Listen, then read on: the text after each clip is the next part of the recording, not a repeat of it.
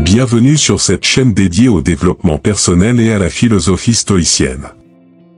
Aujourd'hui, nous allons parler d'une vérité qui échappe à beaucoup: tu es un roi sans t'en rendre compte. Non, je ne parle pas de royauté au sens littéral, mais de la capacité que tu as de régner sur ta vie, de devenir maître de toi-même, comme les stoïciens l'ont enseigné. Alors, comment développer cette souveraineté intérieure? Partie 1. L'idée de la maîtrise intérieure. Les stoïciens croyaient que la véritable puissance réside non pas dans ce que nous possédons ou dans notre statut social, mais dans notre esprit, notre caractère, et notre capacité à contrôler nos réactions face à ce qui nous arrive. Être un roi, selon eux, c'est comprendre que tu as le contrôle total de ton esprit, même si tu n'as aucun contrôle sur les événements extérieurs. Marc Aurèle, l'empereur stoïcien, disait: tu as pouvoir sur ton esprit, pas sur les événements extérieurs. Prends en conscience, et tu trouveras la force. Et c'est ça l'idée principale ici: la royauté ne se trouve pas à l'extérieur, elle est en toi. Dans la philosophie stoïcienne, le concept de maîtrise intérieure est central. Contrairement à ce que beaucoup pourraient croire, la véritable liberté, selon les stoïciens, ne réside pas dans la richesse matérielle ou la reconnaissance sociale, mais dans notre capacité à diriger notre esprit. Cette idée est fondamentale: être maître de soi, c'est être un souverain de son royaume intérieur, un roi ou une reine qui règne avec sagesse et vertu. Les stoïciens, en particulier Marc Aurèle, ont toujours insisté sur cette distinction entre ce qui est sous notre contrôle et ce qui ne l'est pas. Ce qui se passe dans le monde extérieur, les succès, les échecs, les obstacles, les circonstances imprévues, est souvent hors de notre portée. Cependant, notre réponse à ces événements, notre manière d'y réagir, reste notre domaine de souveraineté. Là réside la vraie puissance, dans cette capacité à gouverner nos pensées et émotions malgré les tempêtes extérieures. Ce contrôle intérieur est semblable à un roi sage qui, face à la révolte ou au chaos dans son royaume, choisit la réflexion plutôt que l'impulsivité. Pour les stoïciens, c'est cette maîtrise qui donne naissance à la paix intérieure. Le contrôle de soi est une forme de royauté, une force invisible mais palpable. Elle ne nécessite ni couronne, ni sceptre, ni trône. Ce contrôle repose sur un entraînement constant de l'esprit, une pratique quotidienne d'introspection et de remise en question. Chaque pensée, chaque réaction, devient une occasion d'exercer cette souveraineté. Ainsi, être un roi ou une reine n'est pas une question de pouvoir extérieur, mais une question de maîtrise de soi. Lorsque nous prenons pleinement conscience de cette réalité, nous comprenons que la force véritable ne réside pas dans les circonstances extérieures, mais dans notre capacité à les traverser avec calme et résilience. En d'autres termes, astérisque, tu es un roi sans t'en rendre compte lorsque tu choisis de maîtriser ton esprit, et c'est là que réside ta véritable puissance. Partie 2. Identifier son royaume intérieur. Nous vivons dans un monde où nous nous laissons facilement distraire par les attentes des autres, les problèmes de la vie quotidienne, et les opinions de la société. Mais être un roi, c'est reconnaître que ton véritable royaume est intérieur. Pour cela, les stoïciens nous conseillent de nous concentrer sur ce que nous pouvons contrôler, nos pensées, nos émotions, nos actions. Imagine-toi comme le roi ou la reine d'un royaume invisible, celui de ton esprit. Chaque jour, tu prends des décisions qui influencent la paix ou le chaos dans ce royaume. Ton esprit, c'est ton palais. Quelles règles y établis-tu? Comment protèges-tu la paix et l'ordre? Le monde moderne est plein de distractions. Que ce soit à travers les médias sociaux, les attentes familiales, ou les pressions professionnelles, nous sommes constamment bombardés par des influences extérieures. Ces influences façonnent souvent nos réactions, nos choix, et même nos émotions. Cependant, le stoïcisme nous rappelle que notre véritable royaume se trouve à l'intérieur de nous, dans notre esprit. Cette idée peut sembler abstraite, mais elle est d'une clarté puissante. C'est en maîtrisant notre royaume intérieur que nous pouvons réellement influencer notre bien-être et notre paix. Pour identifier ce royaume, il est essentiel de faire la distinction entre ce qui relève de notre contrôle et ce qui ne l'est pas. Les stoïciens insistent sur le fait que nous ne pouvons contrôler que nos pensées, nos émotions et nos actions. Tout le reste, les opinions des autres, les événements externes, la reconnaissance ou le rejet, échappent à notre souveraineté. Cela signifie que nous devons régner sur ce que nous possédons vraiment, notre esprit et nos choix. Imagine que chaque matin, tu te lèves dans un palais invisible, ton esprit. Ce palais est ton royaume, et chaque pensée que tu as, chaque décision que tu prends, chaque émotion que tu ressens contribue à la construction ou à la destruction de ce royaume. Si tu laisses les opinions extérieures ou les événements incontrôlables te submerger, ton royaume sombre dans le chaos. Mais si tu choisis de contrôler tes pensées, d'agir avec vertu, et de réagir avec calme, ton royaume reste en paix. C'est une gestion quotidienne, un travail constant pour protéger cet équilibre. Régner sur son royaume intérieur ne signifie pas ignorer le monde extérieur. Au contraire, c'est une manière de s'armer contre ces turbulences.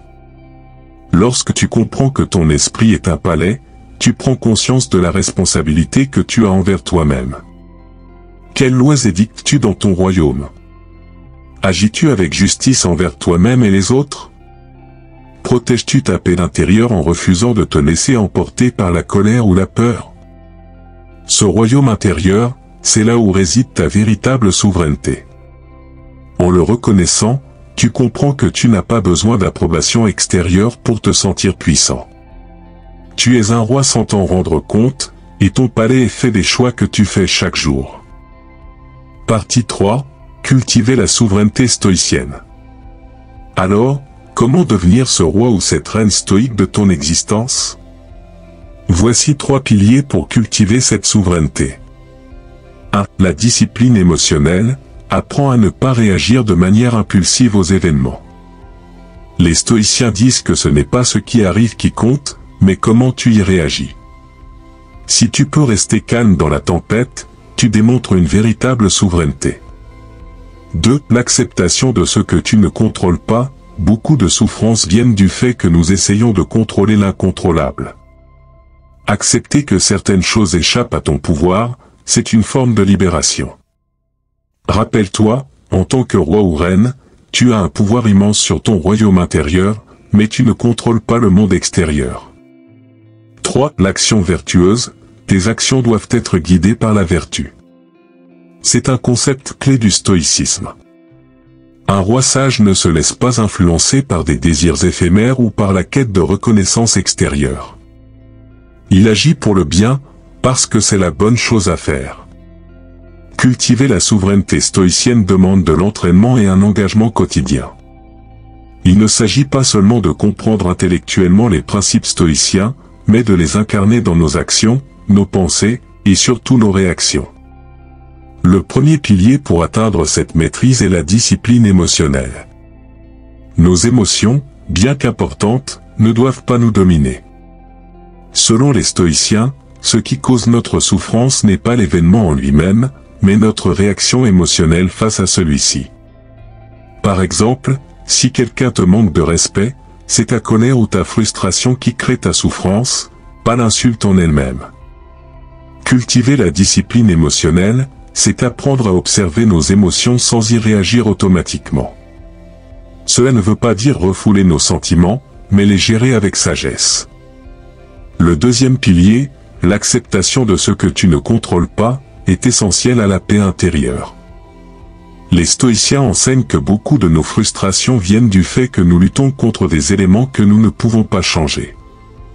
Nous perdons du temps et de l'énergie à vouloir contrôler l'incontrôlable, les pensées des autres, les événements imprévus, la météo, ou même la mort.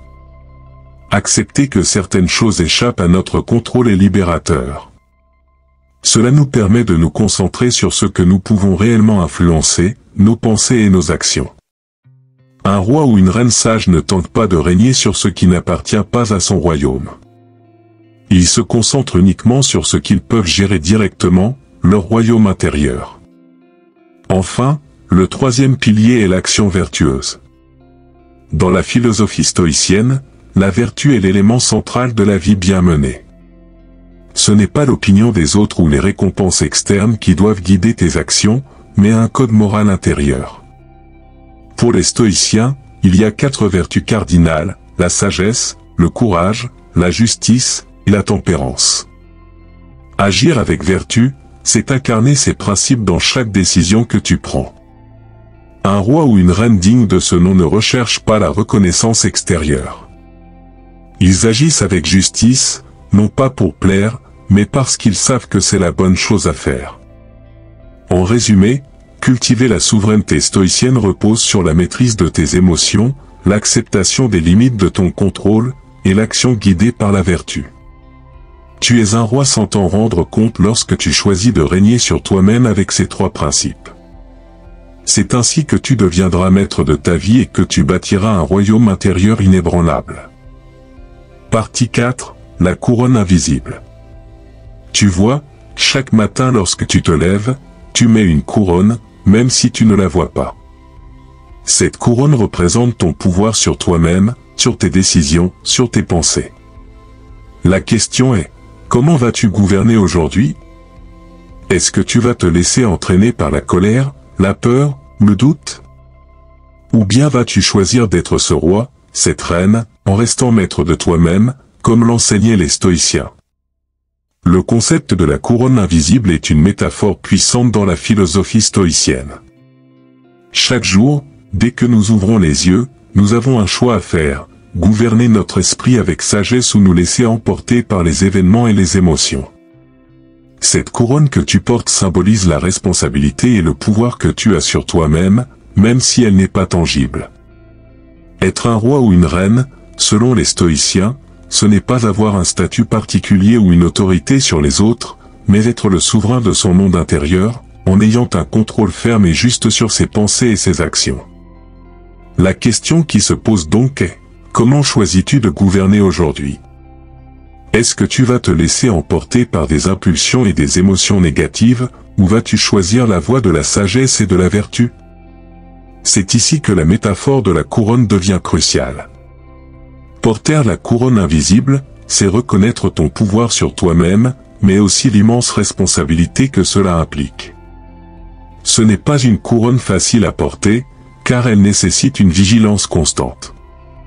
La colère, la peur, le doute sont comme des forces extérieures qui tentent de renverser ton règne intérieur. Ces émotions peuvent facilement prendre le contrôle si tu ne fais pas attention. Cependant, en tant que souverain de ton esprit, tu as le pouvoir de décider comment y réagir. Les stoïciens nous enseignent que ce ne sont pas ces émotions en elles-mêmes qui sont problématiques, mais notre tendance à nous y soumettre sans réfléchir. Un roi ou une reine stoïcien, choisit de rester calme face à la tempête. Ils comprennent que ces émotions sont passagères et qu'elles ne doivent pas gouverner leur esprit.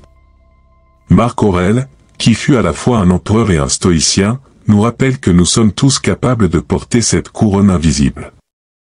Même s'il avait une autorité sur l'Empire romain, il comprenait que sa véritable force résidait dans sa capacité à gouverner ses pensées. Il écrivait souvent dans ses pensées que la paix intérieure est une conquête quotidienne. Chaque matin, il se rappelait que les défis extérieurs ne devaient pas perturber son royaume intérieur. Alors, comment peux-tu maintenir ta couronne chaque jour? Il s'agit avant tout de pratiquer la vigilance et l'introspection.